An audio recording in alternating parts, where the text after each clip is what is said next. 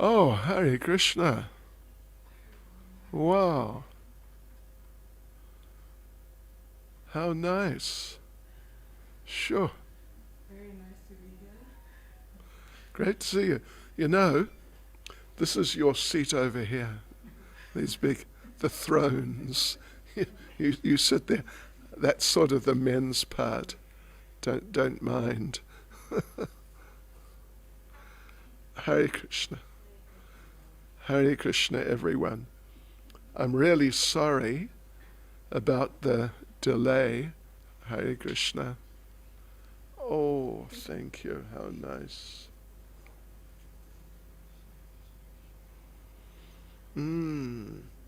Yeah, had a big meeting. Sorry about that.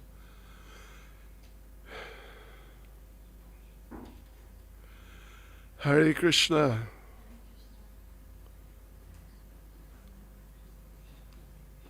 Oops.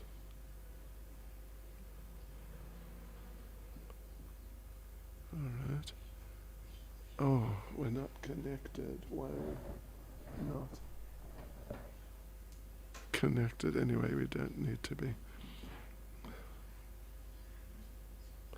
So devotees, Hare Krishna, everyone. And my apologies for the delay. It's one of those things. Sometimes these things happen. But we're going to have our reading now. So everyone just sit back and relax. And then you know what I'm going to do? For those who want, I still have a couple of rounds to chant, which I was going to chant, when we're all going to be together. But if anyone wants to stay on after the reading, you can. Or not, or whatever. So let me just find out where we were.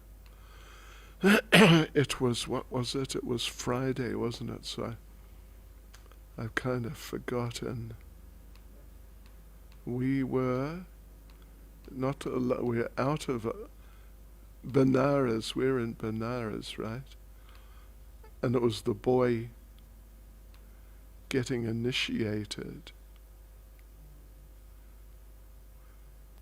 Gorakhpur. Yeah, they got a nice house. Sorry? Each morning before sunrise, Prabhupada is set in the temple. Oh, that's where we should start. Okay, got it. Right.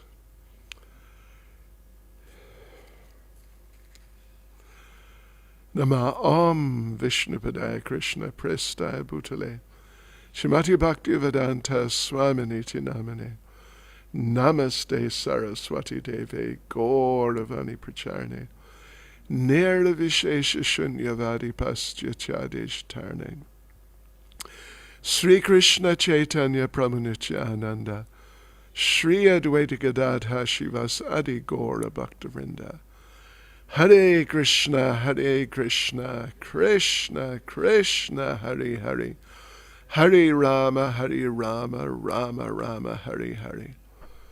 Vanchakalpatarubhyascha kripa sindhubhya evacha patitanam pavanebhyo vaishnavebhyo namo namaha. Srila Prabhupada ki jai. Turn this on.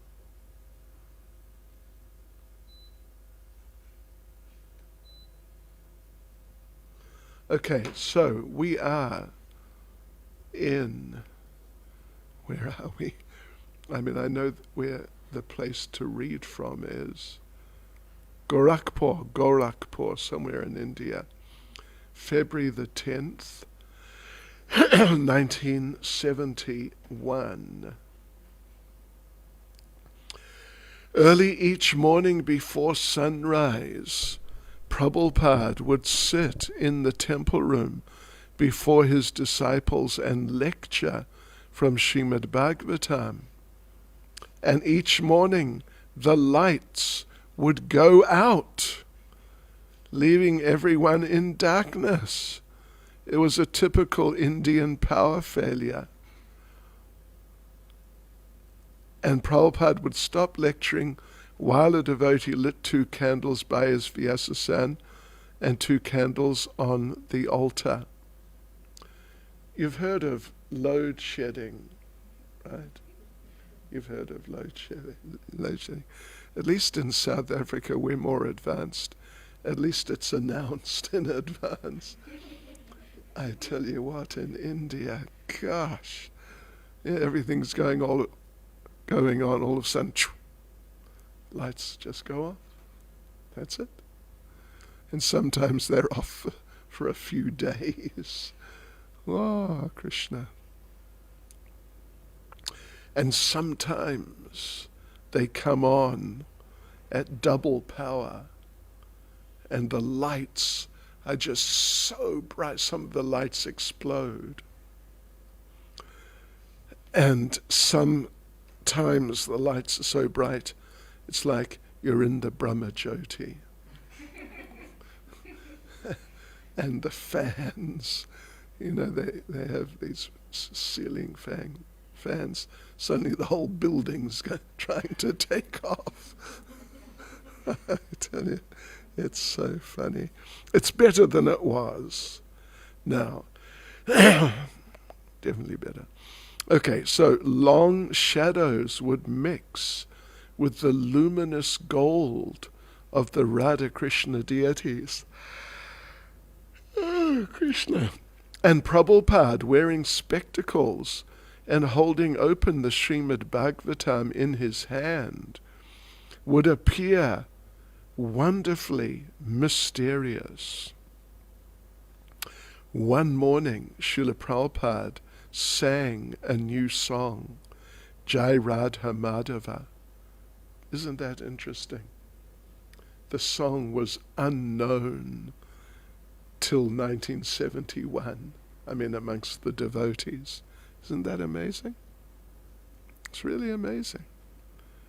Like I mentioned, Guru Puja was unknown till, I think it would have been 74, might have been 75, but I think it was 74. Yeah, sometime in 74. Guru Puja, Sri Guru Charana Padma and all that. We just didn't do it. And then it was introduced. So, I will teach you this song, Prabhupada said. Reciting the first line, he had the devotees repeat it again and again. One line at a time, he went through the song. Jai Radha Madhava Kunja Bihari, Gopi Jana Vallabha Giribharad Hari, Yashoda Nandana Braja Jana Ranjana, Yamuna Tira Vanachari. They should know it, he told them, by the next morning. Yeah. Only a few devotees managed to memorize the song. When I was a new devotee, I'm still sort of a new devotee, not even 50 years as a devotee. Short time. But there was no songbook. We learnt the songs by hearing them. And there was this one mantra which we don't chant now, and I think Prabhupada didn't really appreciate it. But anyway, it was somewhat popular back in those days. Gaur Nityananda Bol, Hari Bol, Hari Bol. Gaur Shri Advaita Bol, Hari Bol, Hari Bol. Gaur Shri Gadadha Bol, Hari Bol. Each one of those lines with a response. Gaur Nityananda Bol, Hari Bol, Hari Bol. Then the response. And I remember one of the new devotees, when we heard that for the first time, the next day we were having or whenever, maybe later the same day, we're having our little new devotees, little gathering and discussion. And this one devotee said, what was he saying? What was he singing? Gaur, what was that? He said, it sounded to me like, don't cut the vegetables. Hari bol, Hari bol. Seriously. Is that what it was? Anyway, we picked it up. Only a few devotees managed to memorize the song. So the next morning Prabhupada went through it again, line by line. During the evening lecture, he explained the meaning of the song. Jai Radha Madhava Kunja Bihari. Krishna is enjoying in Vrindavan.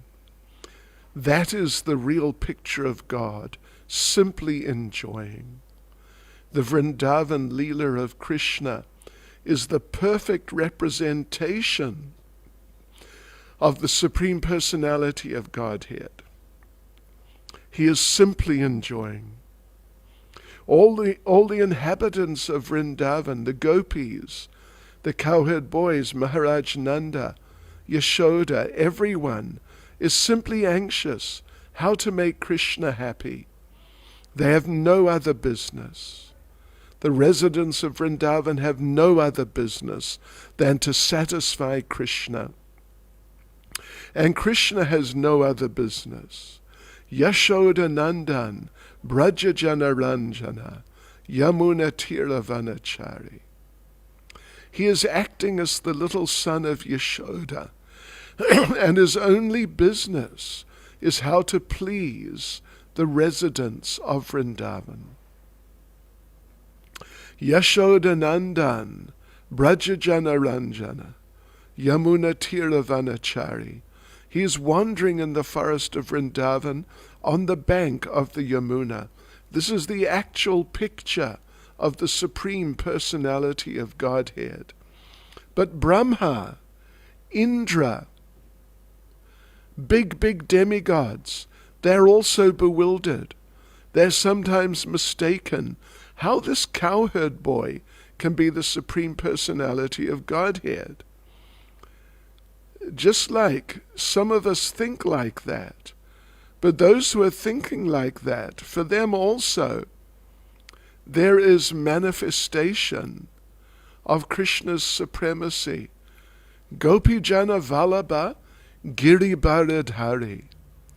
Although he is engaged in pleasing the residents of Raja, when there's need, he can lift up the Govardhan hill at the age of 7 years, or he can kill the Putana at the age of 3 months. Prabhupada talked about that. Krishna killed Putana when he was 3 months old.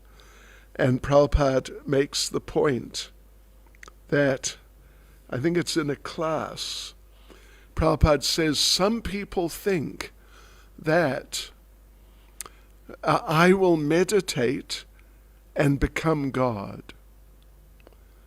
But Krishna, when he killed Putana, he was only 3 months old. He didn't have time to meditate and become God. Only 3 months. He was already God. So many demons used to visit daily. Krishna used to go with the calves and cows, with his friends in the forest. And every day Kamsa used to send a demon to kill him. Agasura, Bakasura, Dhenukasura, so many. So also, Krishna is playing just like a cowherd boy. His supreme mercy as the Supreme Personality of Godhead is never absent there. That is God. God is not created by meditation.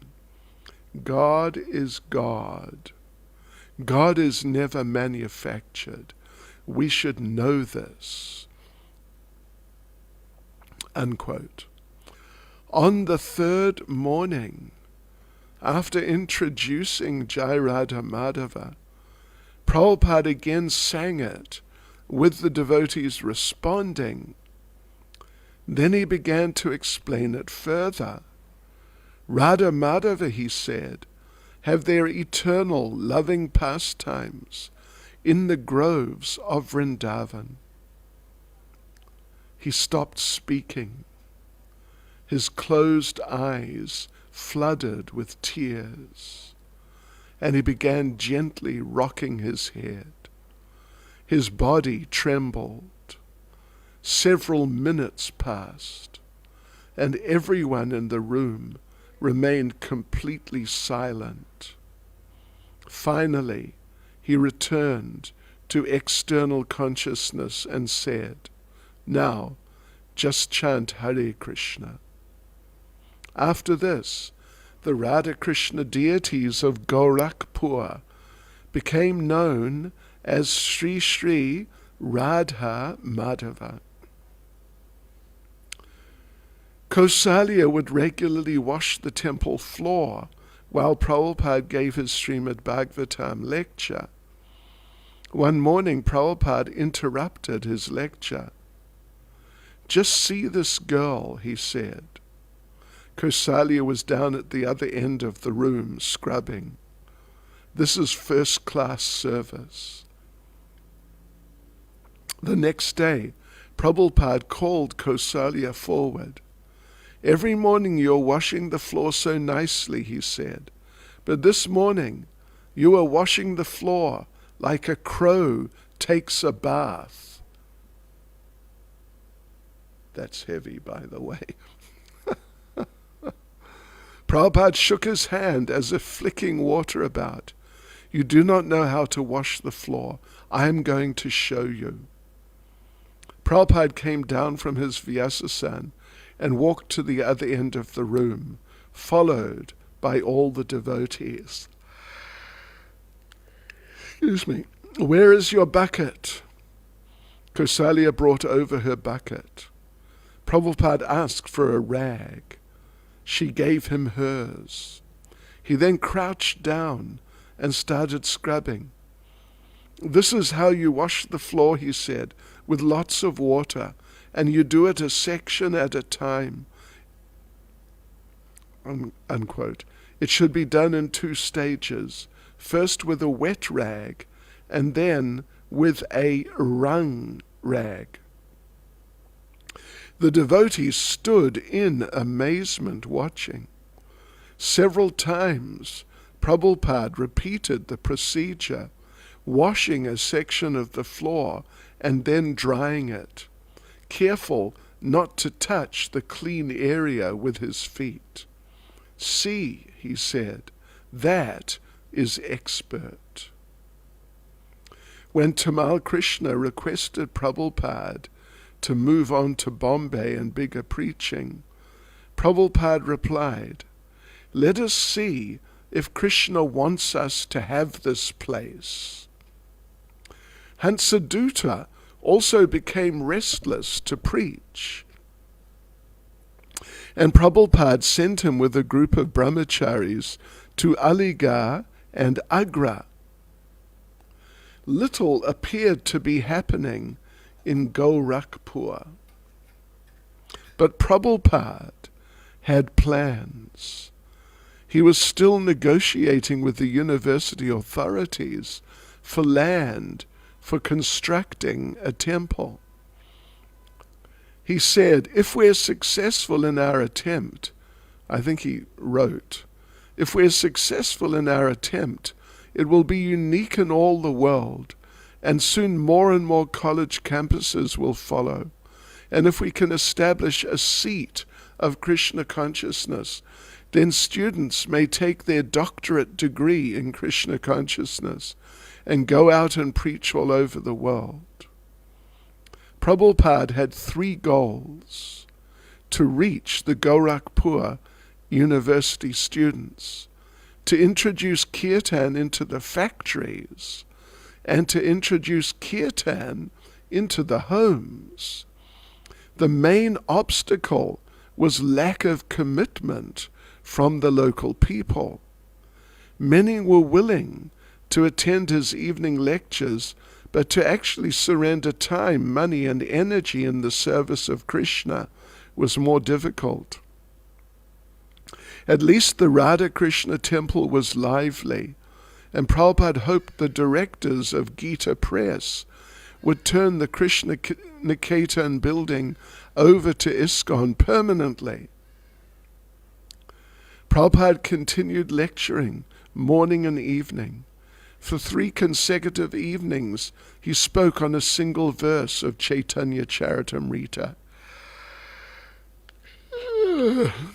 defeating the Mayavad arguments that the absolute truth is ultimately impersonal Brahman. Quote, the Mayavadi philosophers say that the absolute is impersonal and that there is no different energy.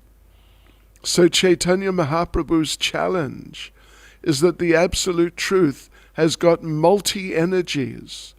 Suppose someone has a big business, a big factory.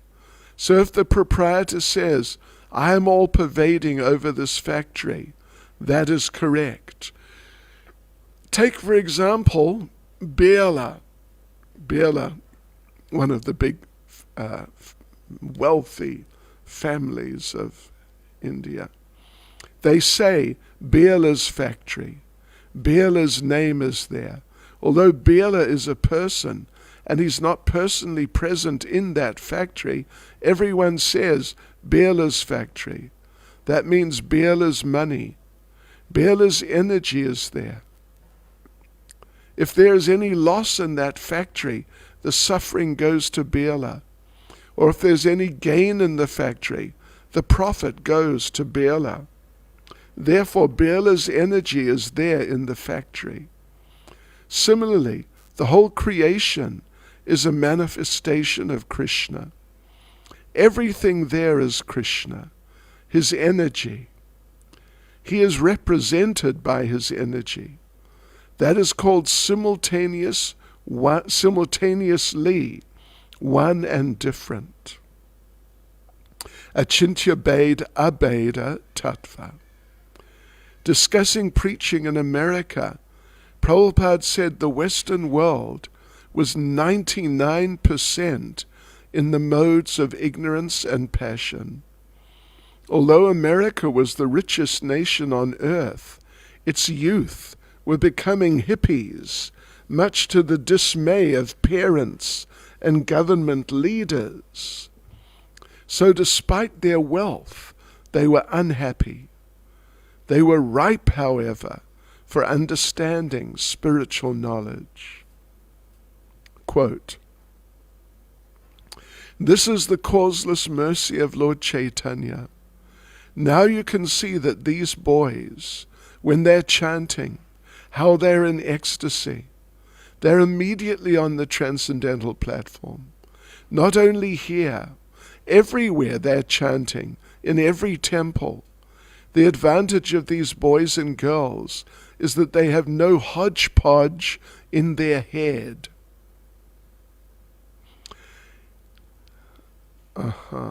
They directly accept Krishna as the Supreme Personality of Godhead, and they directly accept the instruction of Lord Chaitanya. Therefore they're making advancement. Their fortune is that their brain is not congested with hodgepodge ideas. They've given up all other occupations and accepted Krishna as the Supreme Personality of Godhead. So in India we can also do that. What is the difficulty? We must do this. Just accept this. Krishnastu Bhagavan Swayam, and surrender unto him.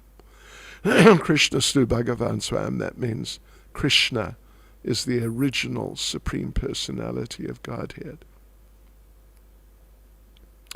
Prabhupada celebrated the appearance day of Srila Bhaktisiddhanta Saraswati in Gorakhpur. At the morning gathering he said, we should honor this day and very respectfully pray to Bhaktisiddhanta Saraswati Goswami that we are engaged in your service, so give us strength, give us intelligence.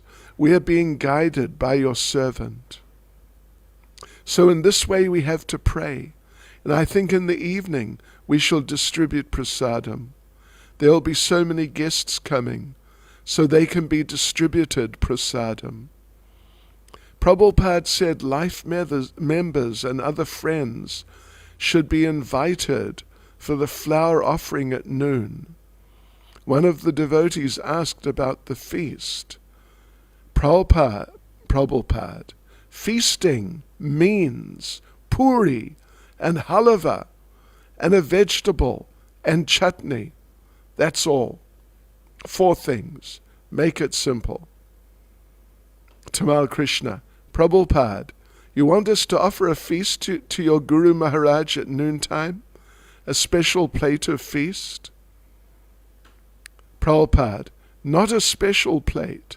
The process is that whatever we offer to the deity, that is offered to Guru, and Guru offers to his Guru. In this way it goes to Krishna. We don't directly offer to Radha Krishna. No. We have no right, nor does Krishna accept in that way. The pictures of the acharyas, why are they there? Actually, you have to offer the plate to your Guru, and he will offer to his Guru. He offers to his Guru, his Guru. In this way it will go to Krishna. That is the process. You cannot directly approach Krishna or predecessor acharyas. That is not possible. So, okay, devotees, Hare Krishna.